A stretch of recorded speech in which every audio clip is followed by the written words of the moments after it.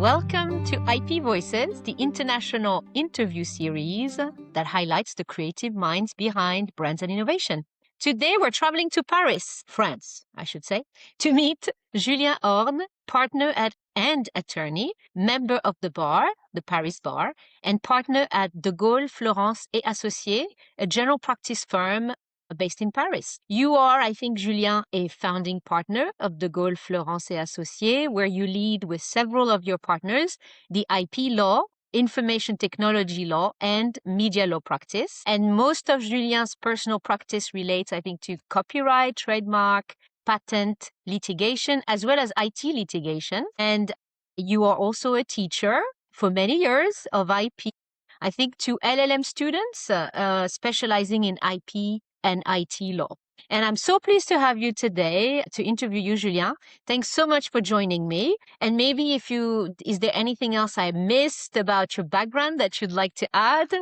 Thank you, Shahzad, and thank you for having me. No, the information is accurate, and I appreciate the fact that you did not mention that I now have over 30 years of legal career, so I can still appear as a young practitioner. Yes, absolutely. You've supported many brands and innovation throughout. I mean, I worked with you when I was at Colgate, so that's how we met. And please, can you tell us a little bit more about your career path from lawyer to partner, but also and also to professor? How did this all come about, and what first pulled you into the field of IP? I would love to hear that. Well, to start from the beginning, when I was a young a young student in Paris, I have no lawyers in my family, so no legal background or no figure to look at as an example. In my family, there were a lot of doctors and book publishers, and probably this is what has totally implicitly guided me to the IP field, because well, I always had an appetite for science and for creation, and that I remember long discussions with my grandfather, who was a publisher of dictionaries from the dictionary company called Larousse, which was in my family for 4 or 5 generations. And so I've always been surrounded by books, real books, not the false book that you see behind me. I've always been interested by books. I've started a collection of dictionaries. And so I think that this is what naturally drove me to the IP field. I started my career immediately after the time I had to spend in the army, because at the time in France we had to do a 1-year military service, and I started in a very energizing law firm called Augustin de Bouzy, which is still one of the most prominent French law firm on the French market. And I stayed there almost 7 years. And then with a few of my colleagues, we decided to create our own firm, De Gaulle Florence. It was a bit particular because the decision to create the firm and the announcement of the creation of the firm was only a few days after September 11. So with a lot of uncertainties, but we already had this project going on, and we decided that it was in these troubled times that we should take risk. And as you can see, my partners and I, we had a very entrepreneurial spirit, and it's this year, the 25th anniversary of the creation of the firm. So it's a very important year for us. I'm working with the same colleagues since this time. And I think that being engaged into a project, into an entrepreneurial project, and being committed is very important in our profession. So that's basically my story. I have also to add that I spent 6 months working in a firm in Los Angeles called Queen Emanuel. So I was sent there on secondment for 6 months just to get some knowledge of the US litigation system, which is very different from the French one. But it was very helpful and interesting for me to see the differences between the US systems and the French system. So with my US clients, of course, I can explain the differences. Well, Yeah. in a nutshell, because of course I'm not an expert in US civil litigation, but Yeah. I've seen what it looks like. As you were talking about your family being in dictionary, I realized that's possibly the reason why you have this passion for les mots du droit.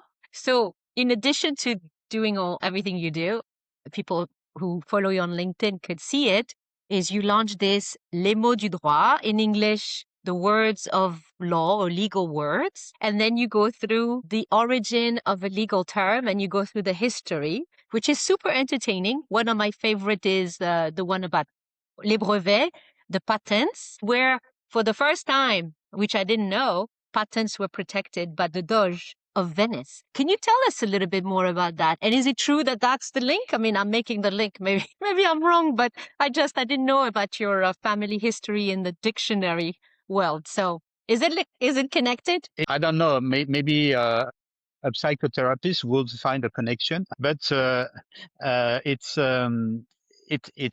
probably connected. So yeah, I started maybe a couple of years ago, or less than a couple of years ago, to dig into the history and origin and etymology of some of the words that we use every day or almost every day, because these words are the tools that we in the legal profession use to provide the service that we have to provide to our clients. And and I've always been interested in well, of course, in dictionaries and in the art of etymology. So I decided to launch myself into Yeah. this project. So yeah, of course, I have searched the history of IP related words like brevet, patent, or trademark, or dupe as well, but also other words in other fields like code, estoppel, It's stupid, which yeah. has a very interesting origin, and a lot of other words. So Sure. speaking about patents, it's I really find the story of this word and also this concept Mhm. very interesting because, well, the creation of the mind is probably one of the oldest type of creation that you can imagine. The first men and women on Earth, they Mhm. invented writing, invented art, they invented everything. But it's not before the 15th century, so 1474, in Venice, Italy, that you can find what is known today as the first law Mhm. on the ownership of an IP right over invention. And it was granted by the Republic of Venice to the inventors of new and inventive machine. Mhm. So it's called the Parte Veneziana. The monopoly that was created was for 10 years. There was also a right of the state of Venice to get for itself the monopoly if it was interesting for the community. The law also provides for sanctions for us. Mhm. So it was a very modern law. Plus, it was a very different approach from the traditional approach because, for instance, in France, at the same time and throughout history until the revolution in 1989, an inventor could be granted a monopoly of his or her invention, but it was only a privilege granted by the king through a letter that was called a lettre patente, a patent letter. And patent is has a Latin origin, patents, and it Mhm. means open. So lettre patente is an Mhm. open letter that has to, and the content of the letter has to be known to everybody. And so this is how the king Yep. would let everybody know that he had granted the monopoly of an invention to an individual or to a corporation. Mhm. And it's only in Venice in 1474 that the law was granted to everyone. So I think that there might be before that a first a first law on granting a monopoly, but there is absolutely no certainty about this. Second. It was a law that is supposed to have existed in a Greek colony in the south of Italy called a city called Sybaris. The inhabitants of Sybaris had the reputation of enjoying life and have a very lavish lifestyle. And so this monopoly was supposedly granted to inventors of new cooking recipe, and for a duration of 1 year. Wow. So supposedly that's the first monopoly that was ever granted on our planet. But it is very questionable. There's only one historian who, in the antique era, who's speaking about this law. So we're not sure that it has ever existed. But if it did, it's funny because today in France and in Europe, I don't know in other countries, cooking recipe cannot be protected by IP law. Interesting. So it's an interesting thing. Yeah. So coming back to the word patent, in French we use the word brevet. Brevet. The word patent is used, of course, in English. It's used in German. It's used in many languages. In Italian, the word is brevetti for patents. In Dutch, it's octrooi. And I was wondering whether, why this French word, initially patent is a French word, was replaced at some point by brevet. And I think I found the explanation. So it's a theory, but I think it's a credible theory, is that there were two laws in 1791. One, I believe, in February and another one in June on the protection of invention. In the first law, the parliament came from the revolution. So that's 2 years after the revolution, said that inventors would be granted a patent over their invention. So just like in the old royal system, but the patent could be granted to any inventor. It was not a decision by the king.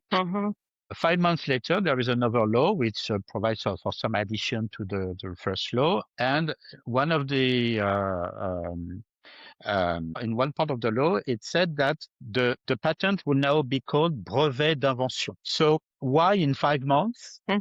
The term of this legal monopoly shifted from patent to brevet. Right. And I think I found the explanation is that in between, there was another law in March, which created the liberty of freedom in France. So everyone had the possibility to freely open a business or start a commercial activity without having to request an authorization from whether it was the king or whether it was professional union that we call corporation in France. So the corporation were all thrown out. But the parliament said, okay, it's free to operate any business, but you have to pay a tax to do so, and the tax is called la patente. And probably in a few months later, it was decided to replace the word patent on invention by brevet in order to avoid any confusion between the new tax and the new IP monopoly. So that's one explanation. I don't know if the correct one. Yes. But that's the one I proposed. So tell me now, I know you're also a professor. You've been doing that for, I think, 19 years now. What is do you have a common advice that keeps on, surfacing when you're dealing with students about IP? Can you think of anything? What I'm teaching to students is really about the practice of IP. So it's IP litigation strategy. And more now, it's alternative dispute resolution strategies. Because I remember that when I was at law school, the courses were very interesting, but it was very theoretical. And after I finished law school, I had almost no idea about what would be my daily work as a lawyer, whether practicing as an outside counsel or in-house attorney. I did not make any choice at that time. So, and I was really wishing to have, more concrete application of all these theoretical concepts. So this is what I try to transmit to the students based on very concrete situations. I also started last year to share the course with an in-house counsel. We give to the students both points of view on the alternative dispute resolution of IP conflicts, the point of view of the client, the company, and the point of view of the outside counsel. And I really find it interesting because it's really practical. It's really giving tips on how to identify the results you want to attain, identify the potential options you have, and define the strategy, and choosing the right tool to do that with the correct timing in terms of level of negotiation or bargaining. And I'm doing all this without having read a single line of The Art of the Deal. But it's basically this. It's about how to negotiate the best outcome from a situation which at the beginning might not be a very positive situation. Yeah.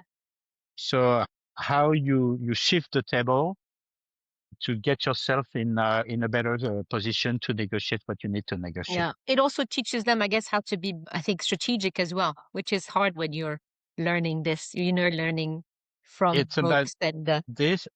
Yeah.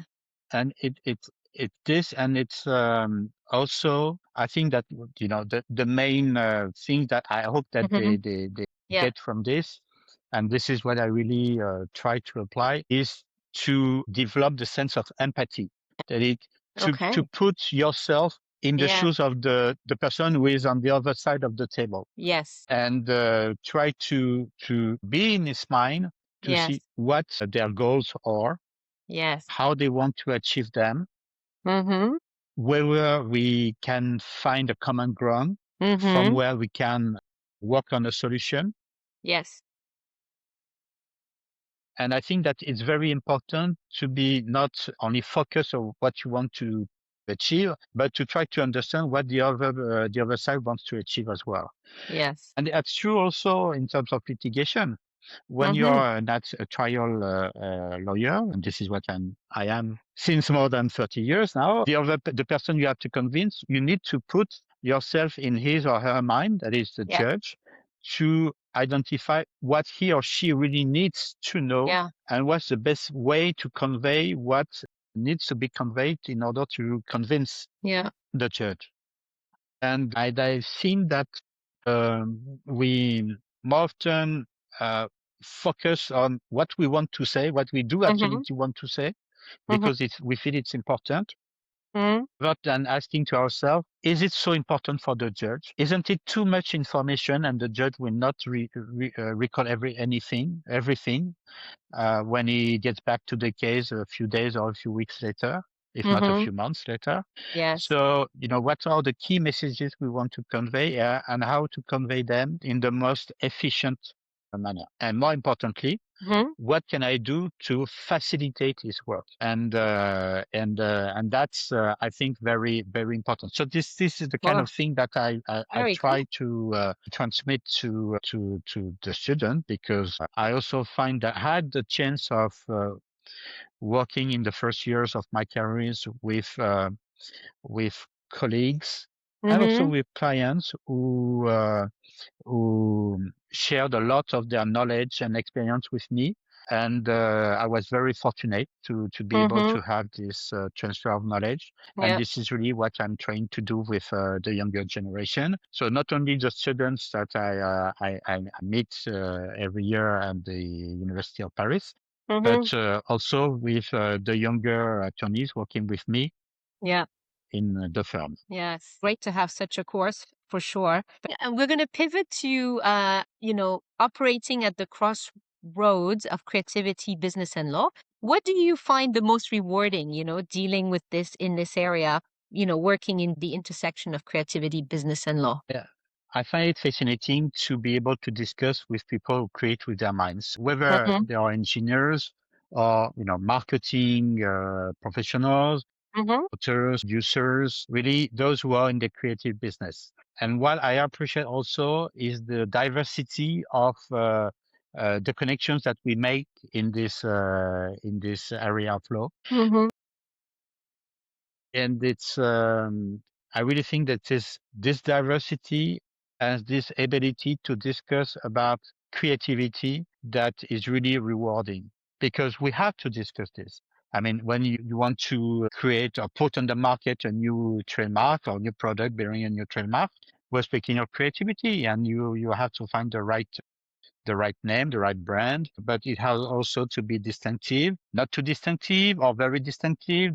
That's a discussion that you have to have with your marketing people and your sales teams and with your lawyer as well. So it's being part of discussions with professionals with different backgrounds that I think is really rewarding. Otherwise, speaking every day only to lawyers, I think that after 30 years you can be bored. I think I'm joking, but being able to speak with people with other backgrounds, other stories, other jobs, I think that's really what excites me the most. The other thing that excites me is when you can discuss with uh, people from the business who you share a portion of the company's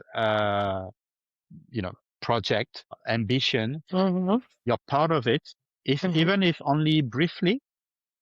And I think that's probably one of the main difference between lawyers working in-house and outside Mm-hmm. counsel, is that when you work in-house, you're really part of a project. I mean, Mm-hmm. everyone has to go into the same direction, and everyone is sharing common goals. Whether Mm-hmm. you're in-house lawyer, whether you're in marketing sales or in finance, or whatever. You bring your share to get to the collective results that the company wants to achieve. Mm-hmm. When you're outside, you're Mm-hmm. not inside. You don't participate as intimately to the project. And I think that Mm-hmm. this is, for me, it's a bit frustrating. So being able to discuss with different type of people within a company, Mm-hmm. I think is really important, because from the outside, I think the quality of the service that you can render is Mm-hmm. is better when you make the effort to understand Yeah. what is the company's philosophy, what is its business model, how it works, what are the dynamics inside the company,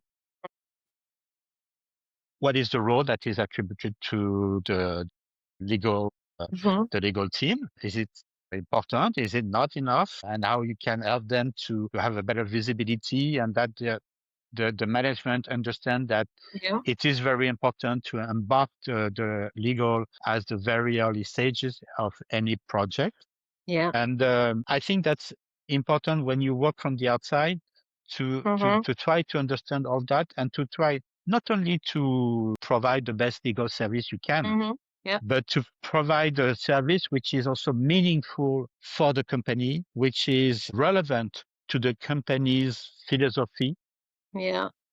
because you always have a choice between several legal options, Yeah. but there will maybe only be one of them which will be more relevant to the company's philosophy or business model or objectives. So if you Yes. don't know anything about this, you cannot provide the best recommendation. And I think that this is really important to understand in our business. And that's also what I try to convey to the younger generations when I transmit, Mm-hmm. my experience. Yes. No, absolutely. And I think it goes into, I think we will address a little bit later also, what is strong business partnership. So now we can move on to the creative catalysts for you, Julien. Like, is there a non-legal influence that shapes how you work, who you are, shapes your leadership style, or inspires you every day to just be who you are? So influences, I got a lot. I spoke about my grandfather, who was a publisher of dictionaries. I could speak about my parents, and the values that I received from them. And I think that one of these values is to be open to different cultures, open to different people, open to different backgrounds, and to be interested in others and all others people. Probably I'm also inspired by the arts. Well, when you do, copyright law, for instance, well, you have to be interested by the arts, all form of arts. Of course, there are certain form of arts that are more attractive to me. I love opera. I can go to the opera and I can cry at the opera. Mm-hmm. And I love it because that's really a way of transmitting emotions that is really Mm-hmm. appealing to me. Yeah.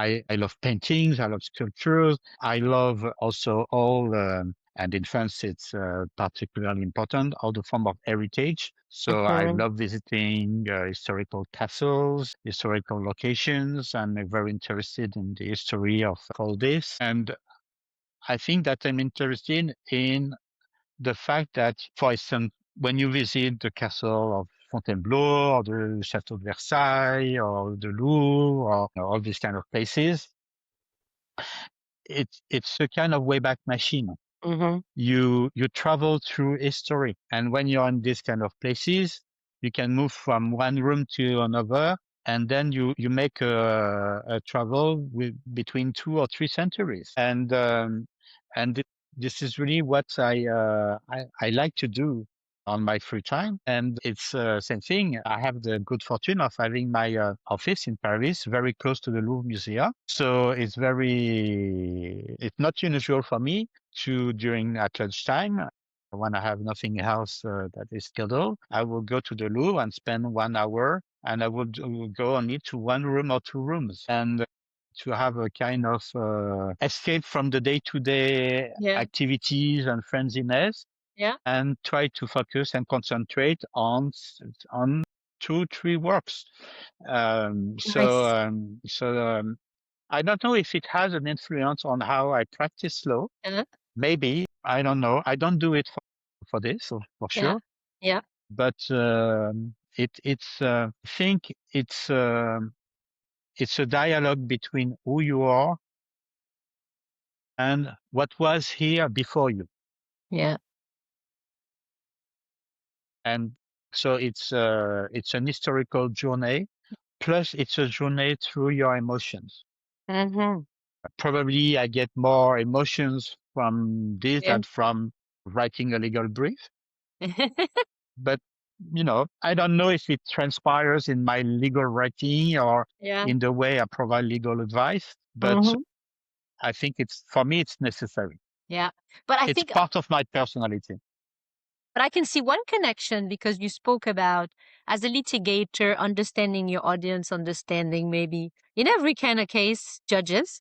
And I think if you're open to art and you're open to the world and the history, you are better equipped to understand maybe the others. I mean, that's my perspective. It definitely makes you more open and more aware and more empathetic, for sure. So maybe it all makes sense. But thank you for sharing that. You spoke actually, I think you answered this question a little bit, but maybe you can frame it a bit differently. What does it take for you to be seen as a creative business partner? You mentioned that a bit earlier in your relationship with, your client, not seeing them just as client, but understanding what they go through, understanding the issues they're facing and putting yourself in their shoes, etc.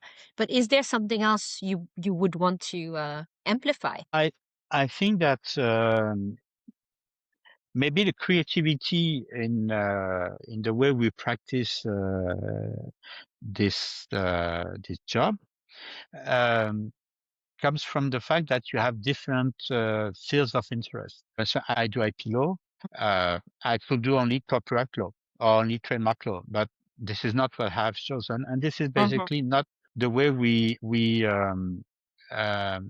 promote our practice in the firm. Mm-hmm. We have no boundaries, so you're free to tackle any type of legal work that you you you would like to deal with, Mm-hmm. provided that you have trained yourself, of course.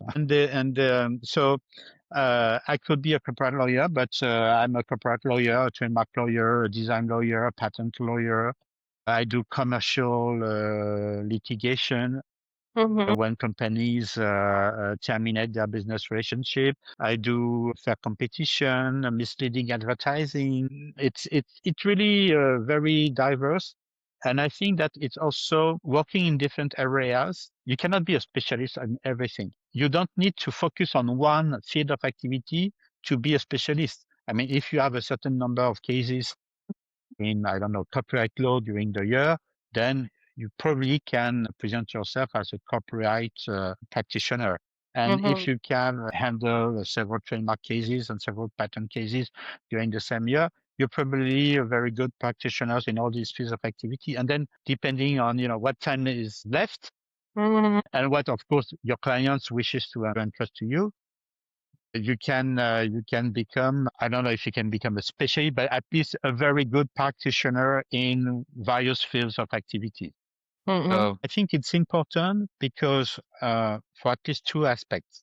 One, the thing that you learn in one field, probably you can use them in other fields. So it allows you to innovate, which is basically not really innovating, but transposing in one field the practices that you can see in other field. But creation is always inspired by something. Yes. So that's one point. And the other point is that when you discuss with your clients working in-house, most of the time they are not specialists of just one field. And for instance, Shahzadeh, I remember that when we were working together, you were dealing with trademark law, copyright law, unfair advertising, misleading advertising, unfair competition, product claims, product regulation, basically what you can call commercial IP, so the very wide aspect or approach of IP. Yeah. And I think that when you do that, when you're working as an outside counsel, it can be very easy and reassuring to focus on one area of expertise. But I think that in the long run, it's not what you should do because your clients do not practice this way. They have a much wider array of expertise. And when you do the same effort that they do, I think it creates more opportunities. Yeah. And you understand each other more easily. And also, I think it's more interesting to be able to, in a single day, to move from a patent litigation to a product claim, to an advice on a product claim, or to an advice on the availability of a potential trademark, or to a commercial dispute between two companies. I find that more interesting in the way we practice every day. So,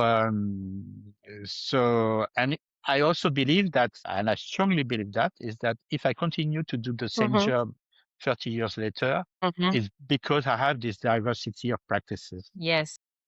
And the other reason is that it can be very dangerous to be specialized in one area. Yes. Because what happens when there is less work in this area or when this area of expertise disappears? Because it's internalized within companies, or it's outsourced somewhere else, or it's transition to an AI tool. Yes. What do you do? Yeah. Absolutely. And it's interesting because now as we're speaking, this is the first time I thought of creativity a bit this way. So as you see many different areas, to your point, you're able to create connections that maybe you wouldn't have been able to do, before. And I think that's why, and especially if we're going to compete with an AI tool that is able to create tons of connection and mine so much data, the more data we have in our brain, the better. So we can actually be more creative and competitive. So yeah, that's very interesting. Thank you for that. So now I would like to move to a question relating to the international nature of our field. So I wanted to first ask you more of a substantive question around this, is like maybe around trends. Every region obviously treats brands and innovation differently, but where do you see the biggest divergence, having worked a bit internationally now for so many years? And how does this difference maybe affect global brands? If you have a perspective on that, maybe you don't and you can skip the question. No, I do. It's in the European Union, there are less and less divergences because, of course, trademark law is an area which has been harmonized. So it's difficult to see differences, except in small territories which are not part of the EU.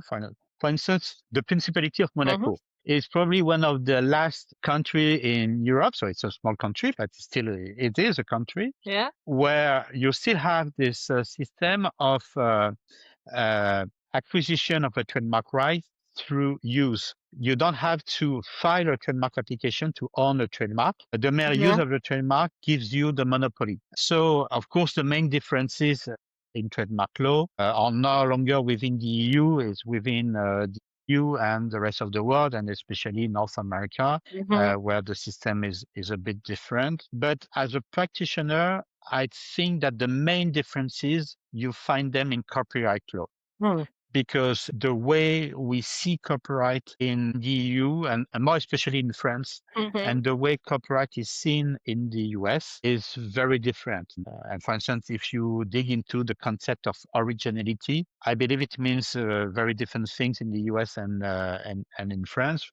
I understand. I'm not a US lawyer, but I understand that for a work to be original in the US, it has to be a work that has not been made before. So basically, a work is original, it has not been copied from something else that was pre-existing. In France, we consider that a work is original, not if it's novel, but if it translates the personality of the author. And that's not only in France, but it's also in the EU and the Court of Justice of the EU regularly issue decisions which reminds this basic principle of copyright law as we see it.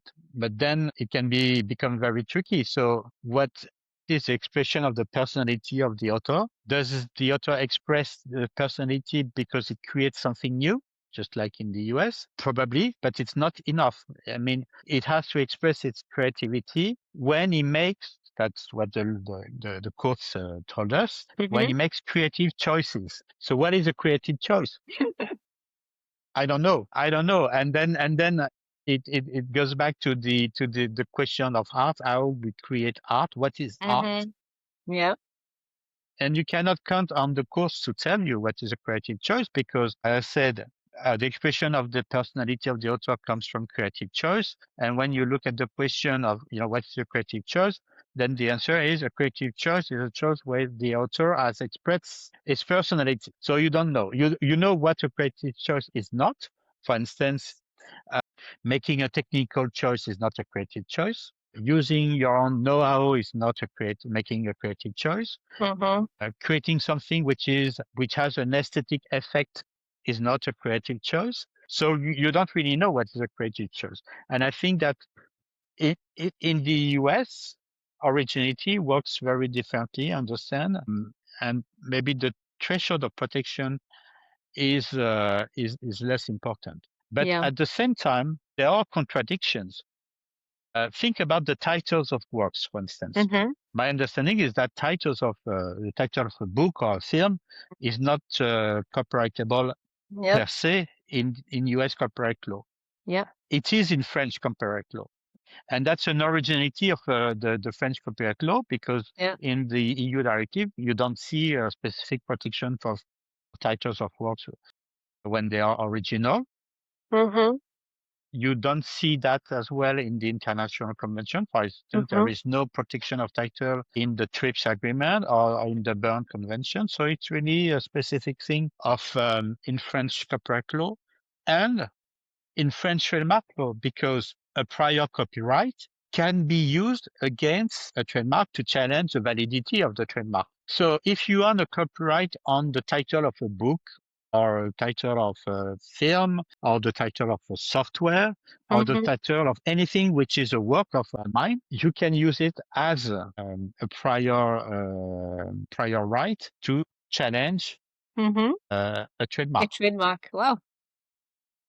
And the good thing about that is that when you use a prior copyright as a prior right to challenge a trademark, you no longer have to worry about the principle of specialty because the copyright can be opposed to any product or any service.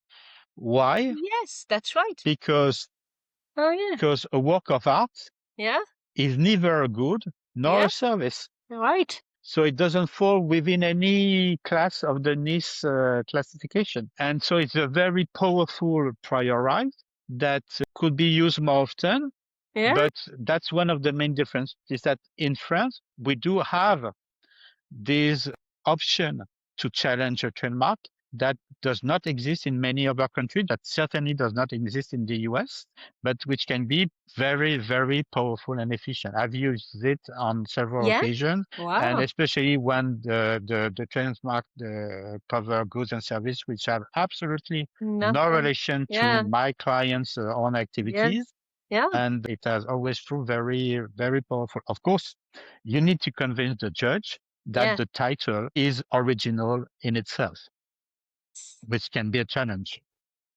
So that's a very important difference. Yes, massive. So thank you. So in terms now of the international nature of our field in sense of the people we work with, because obviously it's a really highly international, how has working globally shaped maybe your worldview now? And what tips do you have for collaborating across culture? How do you find it? And is there anything you could, you can tell us about that? What are your, observations on how to be effective working with people from I, th- around the I world? think it's very important to understand as early as possible that the rest of the world does not think as you do. Does not have the same education, Yeah. does not have the same background, does not the same way of seeing issues or legal issues or any kind of issues, whether it's politics, cultural, or whatever, or religious. So it's very important to, when you arrive in a country, to say, I know nothing. So I need to learn. And in order to learn, I need to listen to people. I need to make people speak. I need to make them teach me about how they think, how they handle issues, how it works in their countries, how the legal system works, because a trial is not the same in Paris or in Los Angeles or in New Delhi or in Beijing. Mhm. And so it's very important to not to forget everything that you have learned, but to enrich what you know by trying to put yourself in the other's mind. Yeah. And it's the same idea than the idea I was developing or raising a bit earlier in our conversation. And it's really enriching, but both from a personal standpoint, because Mhm. you always learn from different cultures, Yes. but it's also the best way to ensure that you will do the job properly and efficiently. Yes, absolutely. Thank you. Now, I don't know if you will be able to share maybe a defining case, meaning can you share an IP or legal challenge where you had to be exceptionally creative? And, what was the creative insight that made a difference? And of course, if you can share, because obviously in your role, there might be, some sensitivity issues, but if there's something in general where you can help us understand maybe how you resolve the case with a lot of creativity. I can think of a copyright litigation. That- So that was about a film, and the film was the fourth movie in a saga. Mhm. So there were three prior movies, and at the end of the third movie, it was horrible. The main character died, and it was so it was seen by every fan as impossible to do a fourth movie. And two French guys, two brothers, who were really absolute fans of the saga, Mhm. they were in total despair after the end of the third movie because no, it cannot be over. So they wrote a screenplay for a fourth episode and trying to resurrect the main character. And so they sent their screenplay to the studio, which of course rejected it and sent it back after a few days. They really tried to share their screenplay with agents, with actually the main actors and actresses in the film. Yeah. And so it was rejected by everyone. And then a few years later, the studio releases a fourth film, a fourth episode of the saga, and they found a way to resurrect the main character, Yeah. but a very different way. Okay. And so the film is released. The two French brothers, they asked for €1 million because they believe that the scenario that they sent a few years ago to the studio was actually used to create the fourth movie. And so the trial starts. And well, at the first level court, the judges say, okay, no, it's not infringing because there are differences between the screenplay of the French plaintiffs and the theme of the American studio. And then they file an appeal and the case goes to the Court of Appeals. And then I've decided to make an argument, which was so in advance of the non-infringement issue, whether there are resemblances between the screenplay and the film. But in advance of that, I had the idea of challenging the originality of the screenplay. The screenplay was original. I mean, they had the story Mhm. that they put together. There were dialogues. It was really a creation of their minds.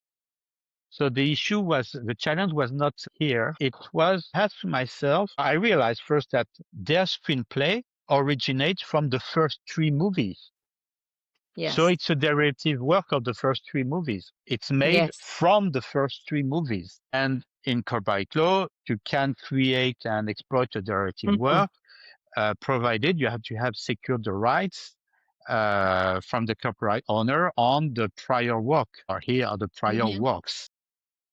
And of course, they did not seek any authorization from the studio to create a screenplay for the fourth episode. Yes. And then there's this conflict about when do I need an authorization? Do I need an authorization to create the screenplay?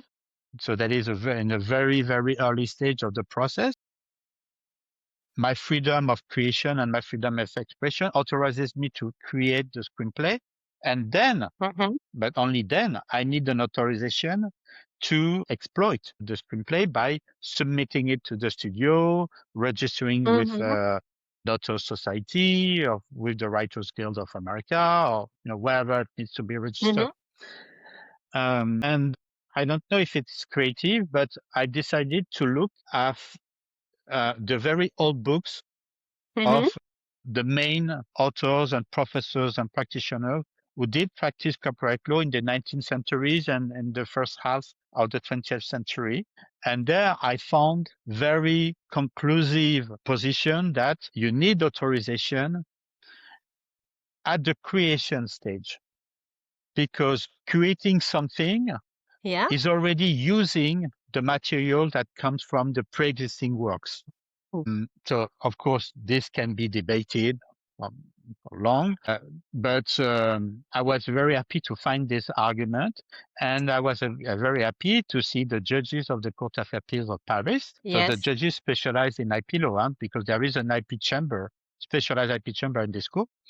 They accepted the argument, and they ruled that because the screenplay was a non-authorized derivative work, it cannot be original. Yeah.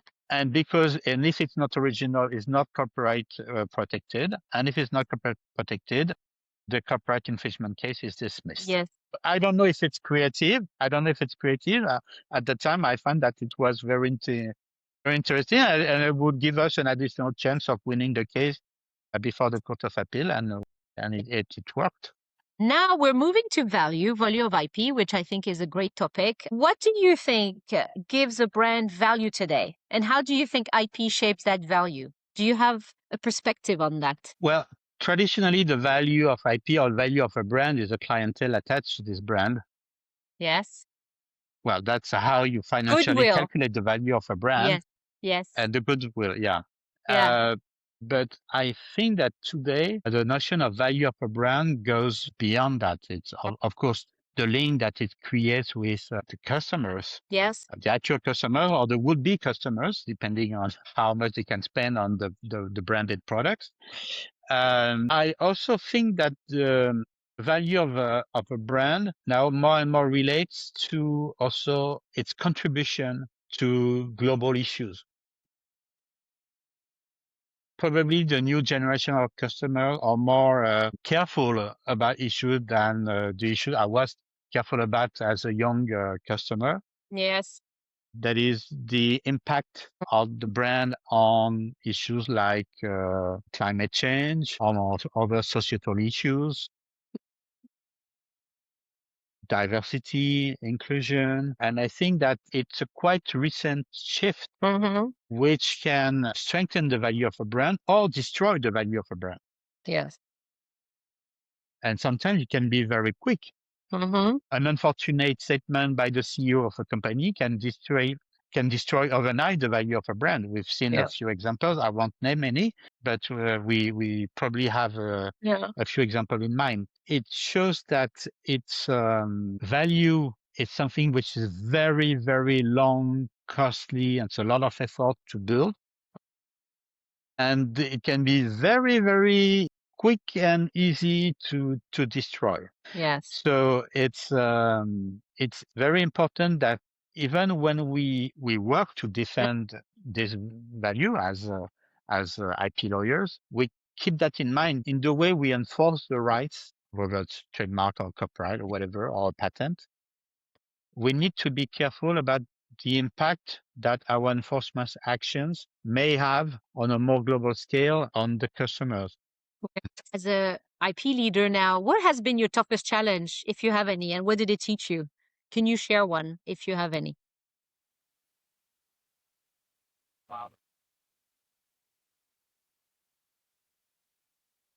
I had a client, a very important US company, who decided to use a trademark for one of its online businesses. They made a search, Mm-hmm. prior rights was okay. So they filed the trademark application globally. They registered domain names. They launched their service. And then they received a cease and desist letter from a small French company in the same area of business who did file a French trademark application 5 days before my client did file its own trademark application. It was a nightmare. The exact same word for the exact same service. And because my client was a very visible client and because the online service was rolled out worldwide, of course, for this small French company, was probably making less than a 1 million euro turnover annually. It was like winning the lottery. So they asked for tens of millions of euros to sell their trademark, which was not accepted, of course. And so they filed a lawsuit in France, and they won the lawsuit. And my client was enjoined from continuing to use the brand in France because the plaintiff's brand was just a French trademark registration. And so they discontinued using the brand in France for their service, but they continued to use it abroad where the plaintiff did not own any trademark rights. And we were in the between 2000 and 2010 story. And the case law was not clear about whether being able to access foreign website from France was infringement in France or not. So they continued to use the name on, I don't know, their Japanese website. So it was all in Japanese. It was the services were sold in yens, not euros.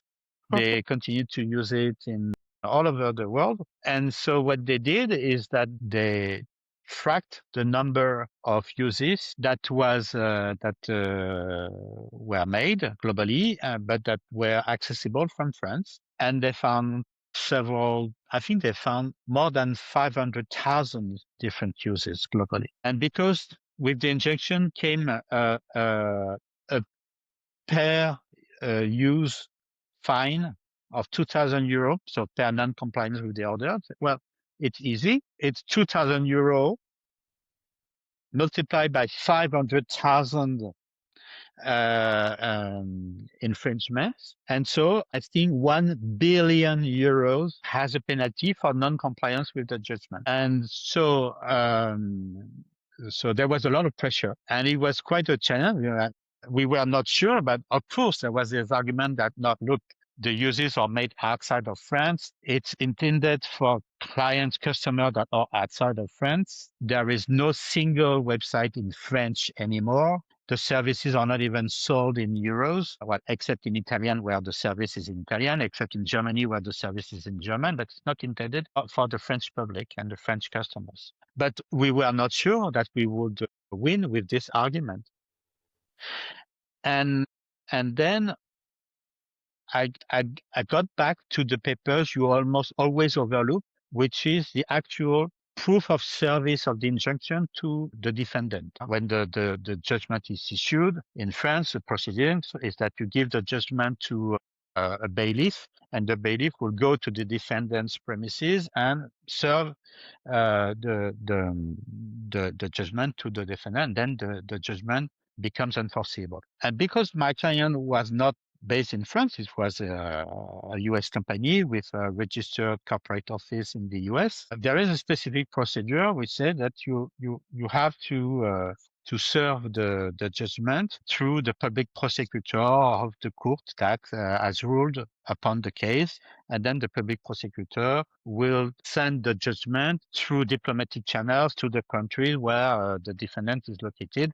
It takes months, but that's the procedures. And then I looked at the paper services, so they did the procedure, and I realized that they did not serve the judgment upon the public prosecutor of the court which had issued the decision, but they did serve it to the public prosecutor in another city. And so the procedure had not been complied with fully. And when they requested this 1 billion euro penalty, I explained to the judge, well, look, they did not serve the judgment and the injunction upon the correct public prosecutor. They made a mistake. So the judgment has not been properly served. So the injunction has not even started to run. And so these 500,000 penalties are no penalties, are no violations of the injunction, because the injunction is not enforceable yet. Yeah. And the judge accepted the argument and dismissed the plaintiff's 1 billion euro claim. And that was a mistake from the bailiff. Mm-hmm. And so what the plaintiff did is that they sued the bailiff for making the mistake. Okay. And they asked the bailiff to pay them 1 billion euro, because the bailiff's mistake made them lose the chance of winning this amount of money from the court.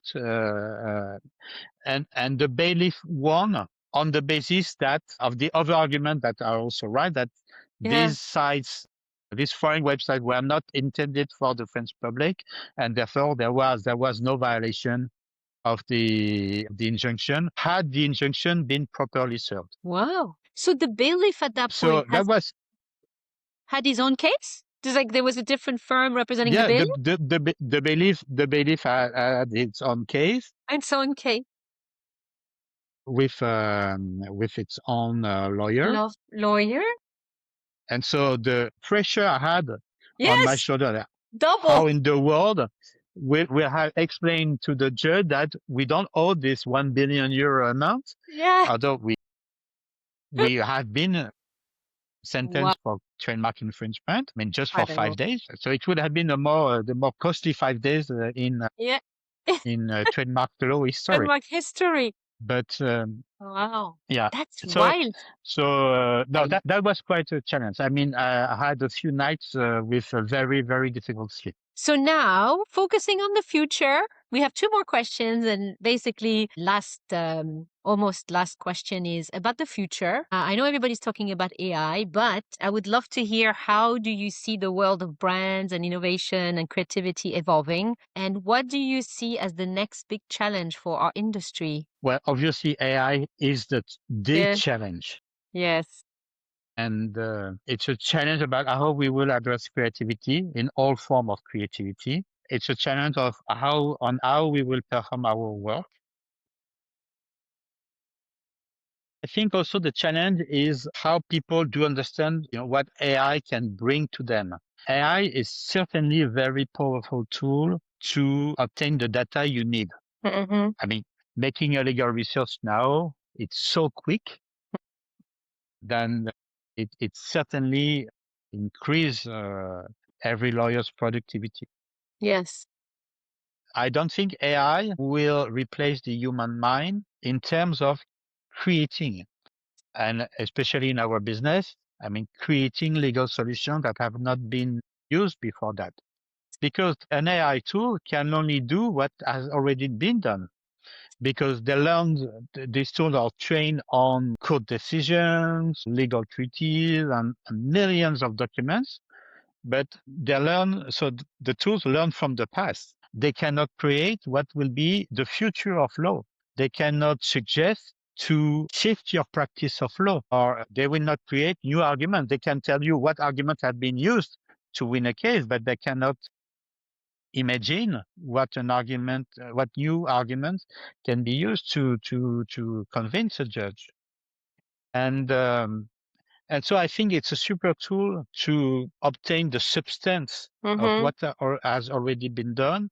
And from there, your mind can start working and can start creating. And the difference is that it will start working and creating developing new ideas much more quickly than before, because it will be quicker to obtain the information you need to use as a basis for your creativity and for your imagination. So I think this is what will change. But you have to understand that AI will not make this creative job at your place. So there's this whole fantasy of AI will make lawyers lose their job.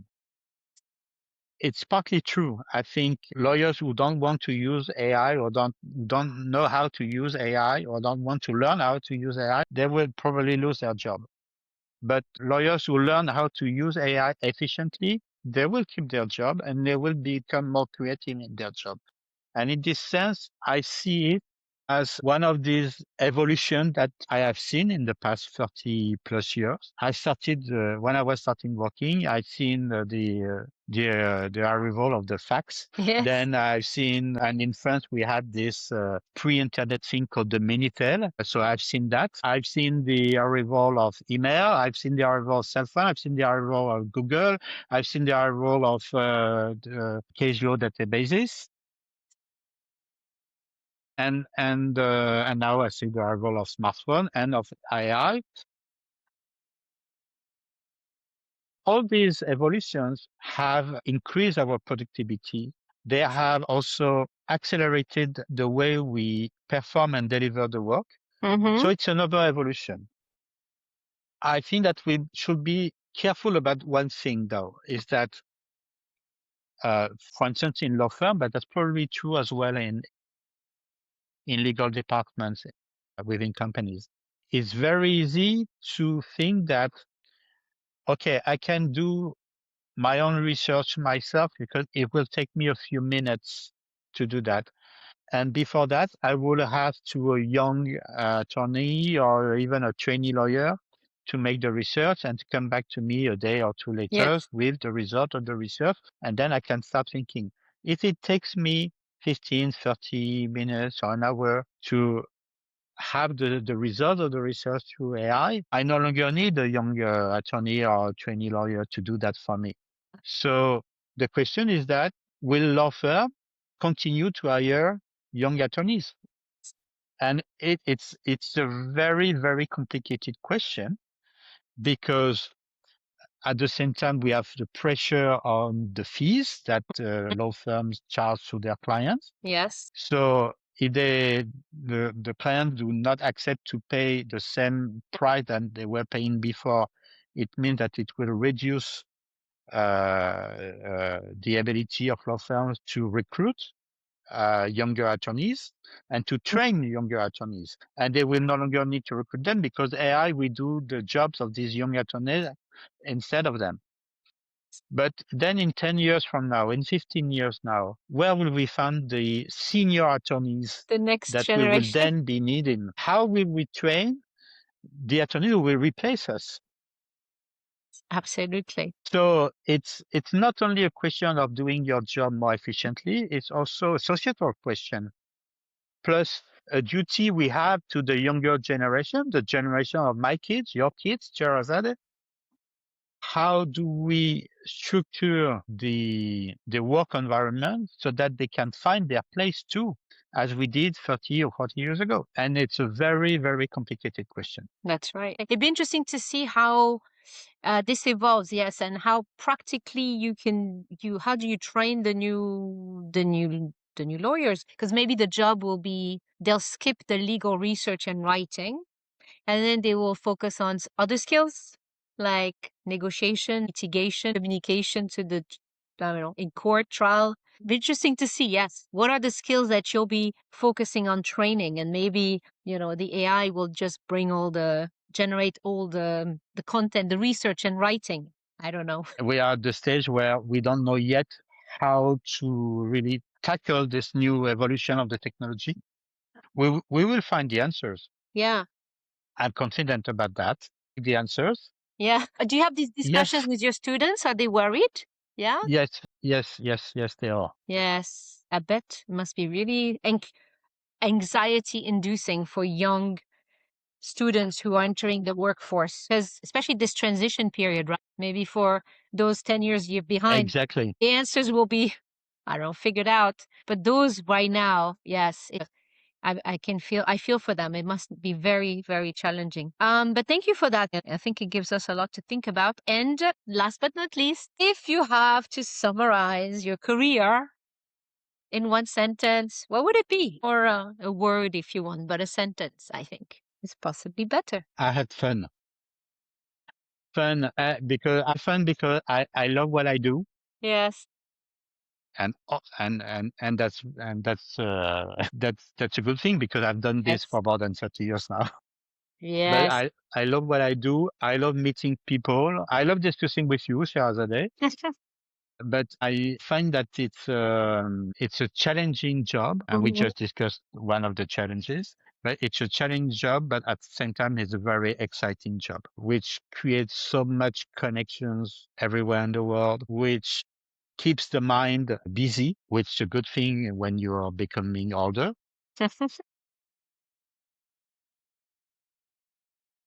And I appreciate the way to be able to do that with a bit of fun with my colleagues or clients or other attorneys I know, and sometimes with the judges as well. Yeah. So I don't know if it defines my career, but this is really what I feel. I enjoy what I do and how I do it, and with the people I'm doing it.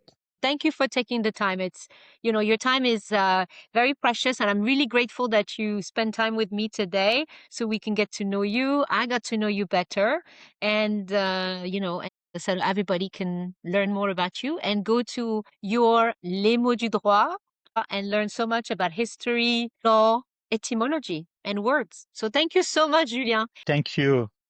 Thank you, Charazade. Thank you for your invitation, and thank you for having me. It's my great pleasure.